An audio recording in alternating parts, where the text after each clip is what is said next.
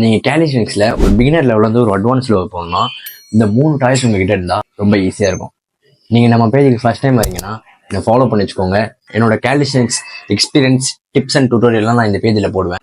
Number 1, இது மாதிரி ஒரு பேட்லெட்ஸ். நீங்கள் ஹேண்ட் ஸ்டாண்ட் ஃப்ளோரில் பண்ணுறதை விட இது மாதிரி ஒரு பேட்லெட்ஸ் பண்ணீங்கன்னா உங்களுக்கு பேலன்ஸ் வந்து இன்னும் ஈஸியாக கிடைக்கும். இதில் நீங்கள் pike pushup, pseudo pushups, 90 degree pushups இது மாதிரியான ஸ்கில்ஸ்லாம் நான் ஃப்ளோரில் பண்ணுறத விட பேட்லெட்ஸில் பண்ணுறப்போ எனக்கு கொஞ்சம் ஈஸியாக இருந்தது. செகண்ட் வந்து இது மாதிரி ஒரு ரெசிஸ்டன்ஸ் பேண்ட். இது வந்து கலருக்கு ஏற்ற மாதிரி வெயிட்டும் சேஞ்ச் ஆகும். நீங்க ஒன்றும் உங்களோட ஃபர்ஸ்ட் புல்லப்பே அன்லாக் பண்ணலாம். இந்த மாதிரி ஒரு பேண்ட் வச்சு ட்ரை பண்ணீங்கன்னா ஈஸியாக அன்லாக் பண்ணலாம். அது மட்டும் இல்லை, நீங்க எந்த ஒரு அட்வான்ஸ் ஸ்கில் ட்ரை பண்ணீங்கனாலுமே இந்த பேண்டை யூஸ் பண்ணீங்கன்னா ரொம்ப சீக்கிரமாவே அன்லாக் பண்ண முடியும். இது உங்களுக்கு மொபிலிட்டி ஒர்க் அவுட்டுக்கும் ரொம்ப யூஸ்ஃபுல்லா இருக்கும்.